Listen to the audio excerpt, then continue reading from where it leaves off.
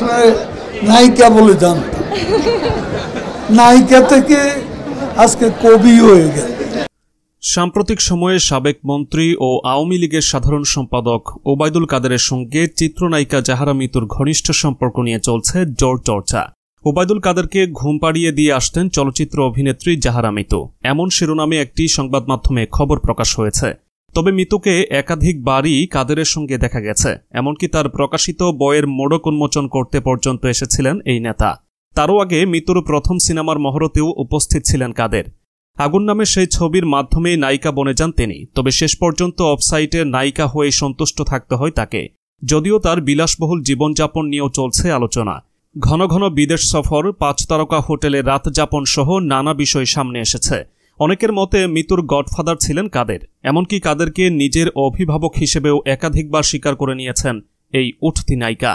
শেখ হাসিনা সরকারের পতনের পর অনেকেই মিতুর সঙ্গে কাদেরের ঘনিষ্ঠতা নিয়ে মুখ খুলতে শুরু করেন। বিষয়টি নিয়ে সামাজিক মাধ্যমগুলোতে চলছে আলোচনা।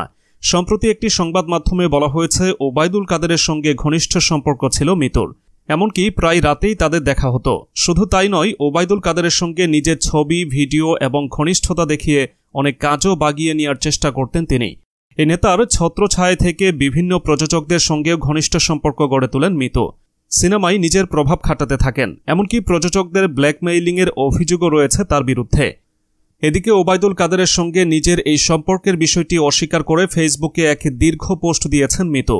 পোস্টে তিনি লিখেছেন, ডিজিটাল যুগে সবকিছুর রেকর্ড থাকে। আমার বাসা থেকে বের হওয়ার সিসিটিভি ফুটেজ যেমন থাকবে, আমি কোথাও গেলে সেটারও রেকর্ড থাকবে, কল লিস্টেরও রেকর্ড থাকে। এসব বুঝে শুনে নিউজ করতে হয়। দেশের সর্বোচ্চ একজন মন্ত্রীকে মন্ত্রীপাড়ায় প্রতিদিন ঘুম পাড়ানোর নিউজ কোনো মেয়াদোত্তীর্ণ সবজি সেবনের ফলেই লেখা যায়। এর থেকে হাস্যকর নিউজ আমি আমার বাপের জন্মে দেখিনি। এদিকে সাবেক মন্ত্রীর সঙ্গে নাম জড়িয়ে পড়ায় ক্ষুব্ধ মিতু জানিয়েছেন, কোনো পুরুষকেই তার ভালো লাগে না, বিশ্বাস করতে পারেন না তিনি। এক ধোঁকাবাজের সঙ্গে বিচ্ছেদের পর প্রেম ভালোবাসা থেকেও মন উঠে গেছে তার। প্রসঙ্গত, চলচ্চিত্র অভিনেত্রী জাহারা মিতু মিস ওয়ার্ল্ড বাংলাদেশ 2017 সুন্দরী প্রতিযোগিতার মাধ্যমে কর্মজীবন শুরু করেন। এরপর আগুন চলচ্চিত্রে অভিনয়ের মাধ্যমে বাংলাদেশ চলচ্চিত্র শিল্পে তার অভিষেক ঘটে। উপস্থাপনা থেকে টিভি নাটকও করেছেন। কয়েকটি সিনেমায় অভিনয় করলেও আলোচনায় উঠে আসেন শাকিব খানের সঙ্গে আগুন ও কলকাতার নায়ক দেবের সঙ্গে কমান্ডোতে স্ক্রিন শেয়ার করে। এরপর কোভিড মহামারীর কারণে কাজের খরার ভেতরেও প্রায় 8 ডজন সিনেমায় নাম লিখিয়েছেন মিতু।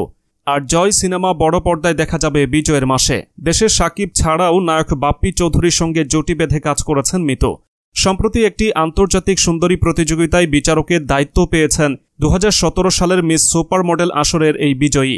টেলিভিশনের জন্য নাটক রচয়িতা মিতু অনুষ্ঠান সঞ্চালনাও করেছেন। এসবের সঙ্গে সম্প্রতি যুক্ত হয়েছে আরেকটি পরিচয়, সিনেমার জন্য তিনি গান লিখেছেন।